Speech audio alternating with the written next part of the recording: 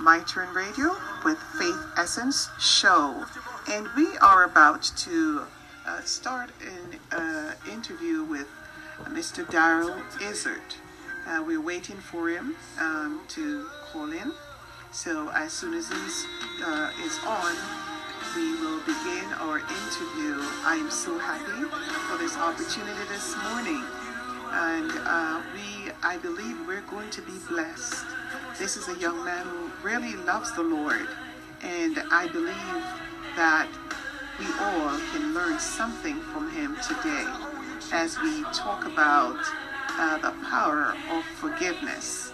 And he will be sharing also little stories about, little insights on what he's doing and about his life and his plans, his future plans for the ministry.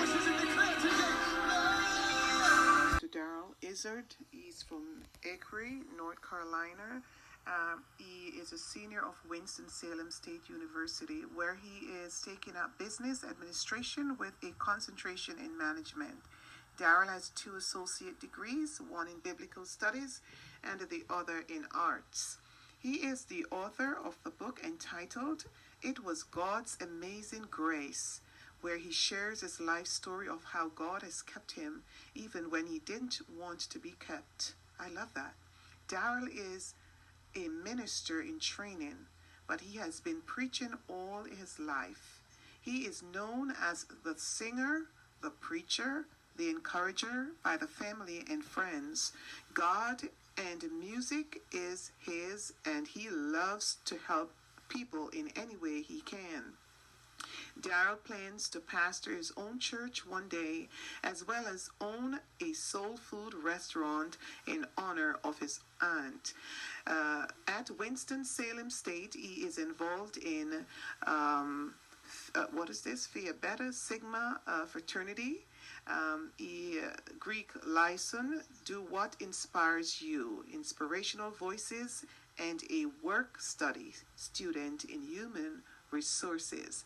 For a young man, this young man has accomplished a lot for his age, a lot. And I am indeed honored just to be online with him this morning, myself and Shanae Sweetness. So we're going to begin our little chat with Mr. Darrell. All right, so we're excited to have you here. And as you know, Darrell, that we are discussing the power of forgiveness. So that is like our focus for this morning. And we believe that there's so much power in forgiveness. So just to move things forward, and we have quite a bit of listeners tuned in at this time, Nadine, perhaps you can ask him the first question. Oh, I am very happy to do so. So, Mr. Darrell, my first question to you is, why is it important to forgive? Okay, I would say the importance of forgiveness has everything to do with your well-being. What is through forgiveness, one is really set free. If I was to give it for a biblical answer, I would say, in the Bible, Peter thought that forgiving a man 7 times was being generous, but Jesus says that there should be no limit to our forgiveness. Amen. Wow. Yes. Wow. I love that. I love that. That's a beautiful scripture you quoted right there. That is so powerful, because oftentimes we really feel like, we are counting. Oh, I forgive you this and I forgive you that time, and if that is so powerful. I really need to take a minute to just hold that one in. That is so real. We count all these things. We keep counting and counting, but there is no limit. I love that. There is no limit. Beautiful. Yes. All right, on to our next question. The next thing I would like to ask you is, how can we benefit? How can we benefit? Because I ask this question because oftentimes we tend to not want to forgive, and we are holding on to it, and we a lot of people wonder, why should I forgive you? Why should I forgive you? You did this before and you did this again, and why should I keep forgiving you? I want to know the importance of allowing forgiving that person. The benefits of forgiving. One reason is it stops war and promotes peace. Forgiveness is one of the keys to peace. When you can't forgive. Very powerful, very powerful. And we don't realize that the energy that we're putting into being angry and upset and that frustration that we harbor at times when we don't forgive, that also affects our health. Isn't that right? Yes. We don't realize that even our very health, forgiveness, having a spirit of unforgiveness will cause our health to fail us. It will cause our spirits to be so dark and grim. We're not able to, just seize opportunities that may, be sent our way because we're harboring this negative energy, this negative spirit, because we can't let go. My God. Very important. I love the fact that, you said it began happiness. Getting back your happiness. Because so you're saying that, right? Okay. It's not healthy for us, and it causes us to live in a state of what? Unhappiness. And if we are going to benefit, we have to let go in order to receive the benefits, the blessings, to live and walk in that happy life. Who would want to be in a state of unhappiness, though?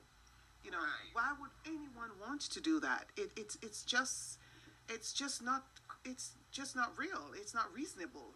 Why would you want to put yourself in such a position where you are feeling unhappy and bitter, and every time somebody comes around, and what is strange, what is funny about it is that when you are bitter, sometimes people say, "Oh, I'm not bitter." You will see somebody acting, and you see them. You don't even have to act out.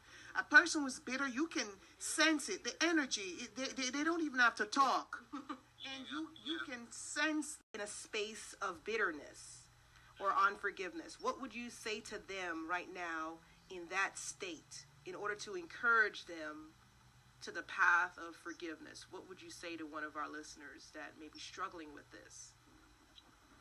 I would say you need to acknowledge your feelings first. Write down how you feel on paper. I often do that. Talk to the person who might have bothered you or whatever. Seek spiritual understanding, if you are a spiritual person, and attempt to find a meaning in the situation you endured. Did this happen to you so that you can bear witness for others? And then also forgive and just move forward. Let go. Move forward. That. So the first step is acknowledging, because sometimes we think that we ought to forget. Forgiveness doesn't necessarily mean you have to forget, but you're not harboring those memories. You're not harboring those emotions of pain and bitterness and all of that. So the first thing, I love what you just said, is acknowledging it and then seeing what is God's plan behind this. Lord, what are you teaching me from this experience? I love that, because I know the journey to forgiveness is not always easy. There are some things that we can forgive easily about. Oh, he just said something to upset me. Okay, I can get over that. Oh, he said this, he did that. It's simple. But what about someone who perhaps, murdered your family member, or someone who almost caused you to be in prison, or just something devastating? Some people, they may have dealt with molestation or whatever the case may be. These are things now that are harder to really get through. So some people, for them, forgiveness may come very easy with the simple things, but with the hard things, they tend to hold on to that pain. They tend to not want to let go, and what we realize is that it prohibits you from really, really achieving what God has set out for you to achieve. It keeps you, I also want to say, it keeps you in, it's like it keeps you in prison. You cannot move. Can you imagine just being locked into one place, and you're not moving out of that place, and you're stuck into that place? All you can see is what is in that space that you're stuck in.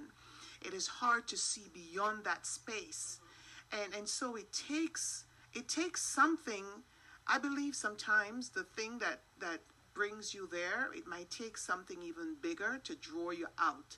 Sometimes, as Shanae says, the simple things, the things that we deem simple, may be just easy for you to let go. But when something has really hurt you so bad and changed your life, how do you let go? How do you truly let go? Is it just a simple let it go and move on? Or, I know that some people have to go through therapy and all of that, and we understand that because, as Christians, we also believe that God has given men wisdom and knowledge to help to do some things. But there are things that we have to do. We have to do our part also. And as you said earlier, Mr. Darrell, that we have to acknowledge. So acknowledge your pain, acknowledge your hurt, acknowledge whatever you need to acknowledge, and then start to work on what needs to be worked on. And, try to get yourself out of that space. And one of the things I want to say, too, is that we should try to let go very quick, because the longer we hold on to things, the harder it is to let go. That's something I want to really say to my listeners and everyone.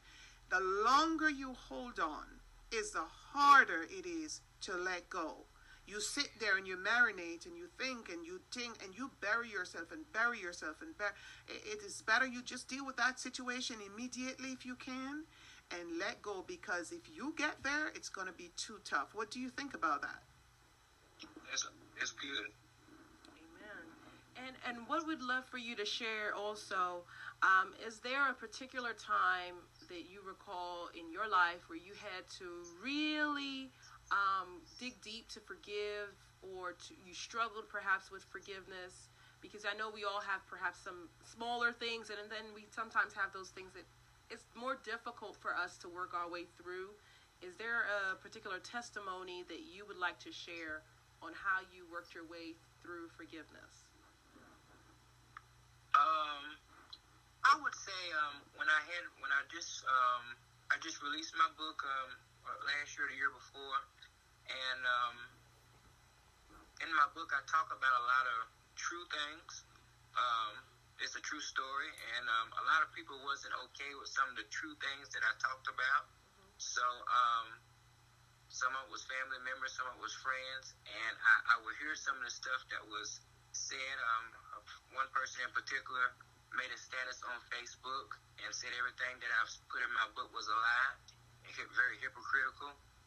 It was very hurtful, because everything I put in my book was not a lie or hypocritical, and that's not the way I intended for the book to be. It was for people to get out of the book. No matter what you go through in life, you can keep on keeping on with God's grace. So I had to just kind of ignore it and just move past it. That people are going to be how they want to be. When I see them, I still smile at them and greet them with kindness or whatever. I still love them. But I gradually did. It took me a while because this was my baby. This was my first things, something that I worked on hard on. So it took me a while to forgive them, but I forgave them. But it did take me a while. All right.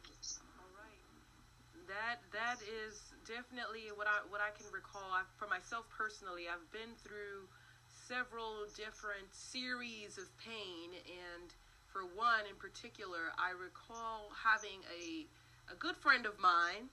I remember, quite frankly, when this friend of mine was always there for me, and I always felt the need to one day return her, my gratitude by doing something, showing her how much I appreciated her. And there was a particular time when she reached out to me, and needed my assistance financially, and I was in a place where I was struggling financially as well, and I wasn't able to lend that amount of money that she needed.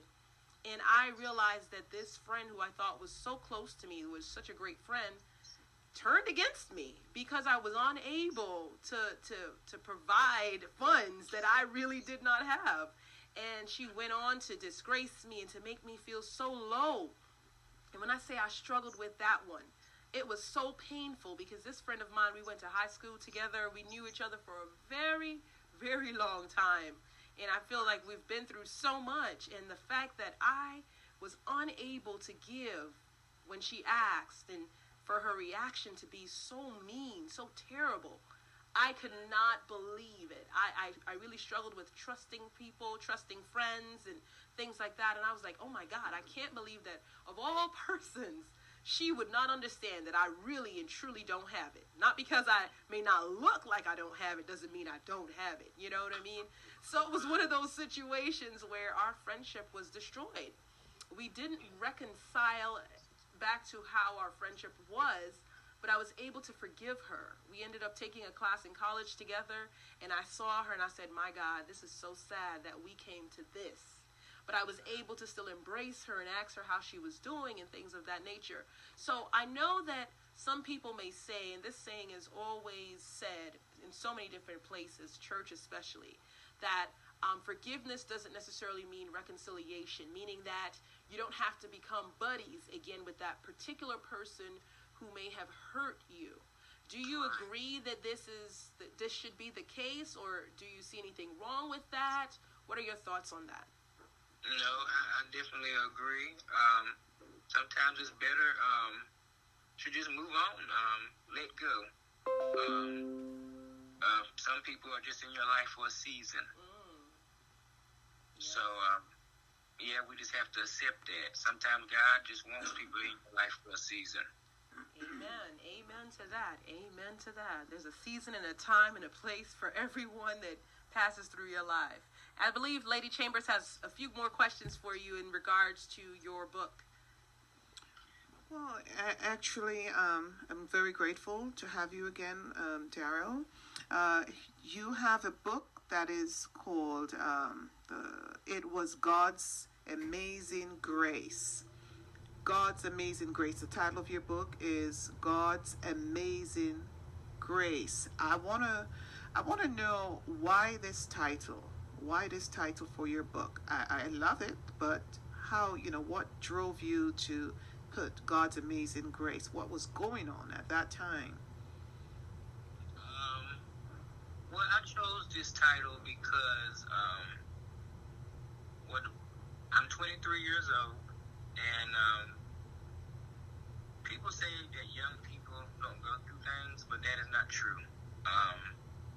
I have experienced a lot at 23 years old. I've experienced a lot of bullying, being in bad relationships. I'm growing up in a single parent home. I had to go to a group home. I was diagnosed with cancer. And so much more stuff that I know if it wasn't for God's amazing grace, I wouldn't be here today. So that's why I chose that title. God's grace has really kept me. So many times I wanted to give up, take my own life. I almost did several times, but God's grace has been so sufficient over the years, and I'm just thankful to Him. So that's why I chose the title. It was God's Amazing Grace. That's why I'm here today. Ladies and gentlemen, that was our interview with Mr. Daryl Izard, author, speaker, and upcoming minister in faith. Mr. Daryl Izard, what a wonderful interview. Join us each and every Sunday morning on Faith Essence Gospel Radio Talk Show on My Turn Radio from 9 a.m. to 12 noon every Sunday morning. Be blessed.